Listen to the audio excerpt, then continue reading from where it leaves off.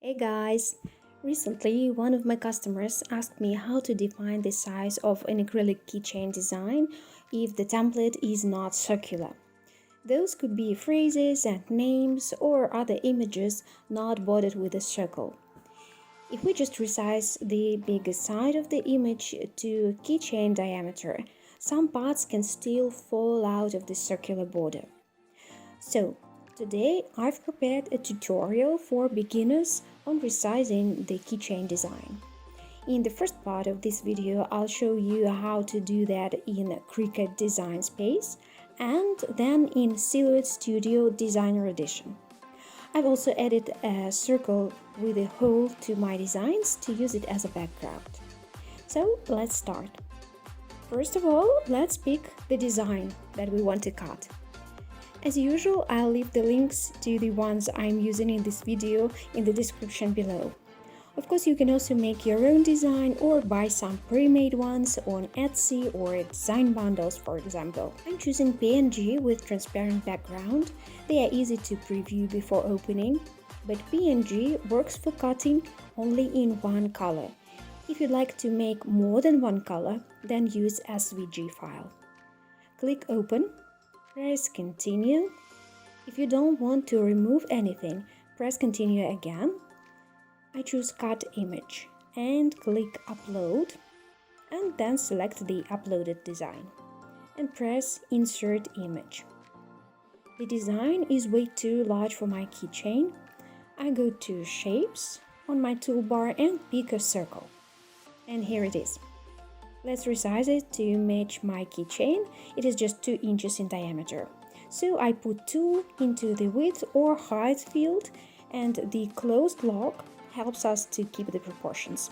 Make sure it's locked. Now I'm resizing the composition.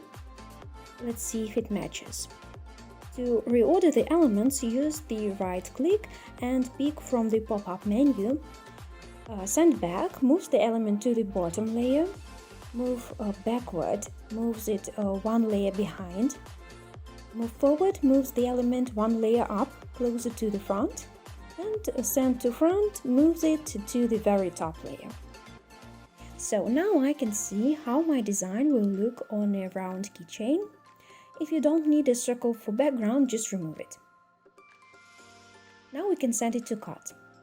Choose on Matte, press Done. Now we can see how the design will be placed on the mat and send it to the machine. If I decide to keep the background, I can either use a regular circle or a special one with a hole. I'll take the holed one. I've already used it before, so it's saved in the uploaded designs, or I could just upload it from my computer. Resizing it, changing color, sending to back, and aligning to center to make sure it matches perfectly, and sending to cut. Now we'll do the same in Silhouette Studio Designer Edition. Start with choosing the design file again. On the toolbar, press a rectangle and wait for a second for other shapes to appear, and then select ellipse. To make a perfect circle, hold your Shift key pressed. Now close the lock and enter the diameter. Mine is again 2 inches. And press Enter.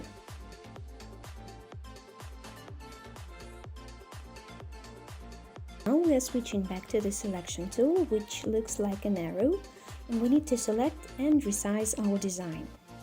And it's ready to be cut out. We can also upload a pre-made background. There are both a perfect circle and a circle with a hole. Use Ctrl+C, Ctrl+V to copy and paste, or Command+C, Command+V if you're on Mac. To reorder the layers, go to the toolbar on the top of the screen. And to make sure the design is perfectly aligned with the background, let's select everything and press Center on the top toolbar. And it's ready! Thanks for watching, guys! If you have any questions, I'll be happy to answer in comments or make another video tutorial for you. Goodbye! See you soon!